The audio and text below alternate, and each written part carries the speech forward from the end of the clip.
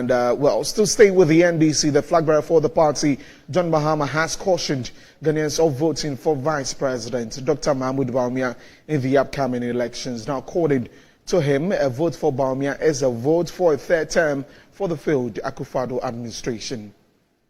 My brothers and sisters, the simple fact is that a vote for Bawumia will be a disastrous third-term vote for Akufo-Addo and his corrupt friends and family administration.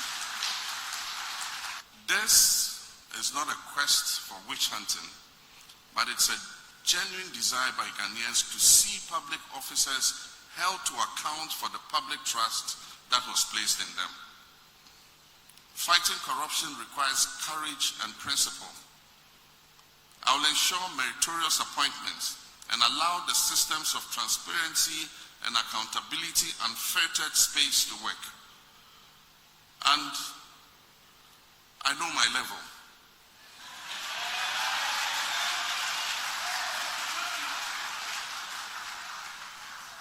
Even if someone says I have no level because I served only one term, I know my level is definitely not to be a clearing agent.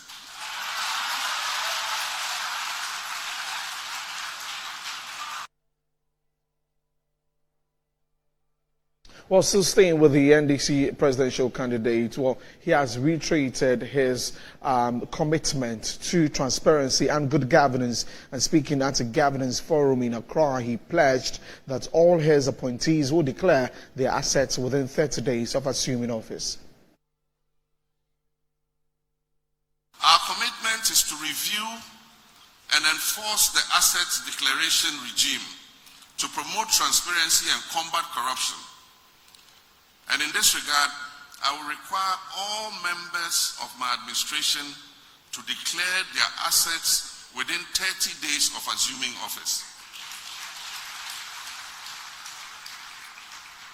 Ladies and gentlemen, the recent report from the Afrobarometer survey in Ghana reveals depressing reports about our institutions. The Ghanaian public has lost trust in many of these institutions. Collectively, we must do more to rebuild that trust. Our administration will review the codes of conduct for public office holders to promote ethical leadership, professionalism, and efficiency. We must make the public sector work for the people by being responsive to their needs, and we must demonstrate humility, modesty, and sacrifice in office. We will also pass and implement the revised Internal Audit Agencies Bill to address malfeasance in public agencies.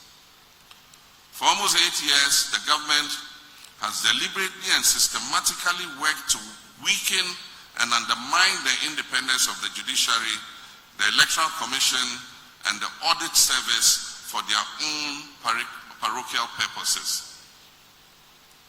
Our human rights record, including press freedom, has suffered just as the fight against corruption has. Journalists have been hounded and cowed into silence and self-censorship. But I can assure you that there is hope.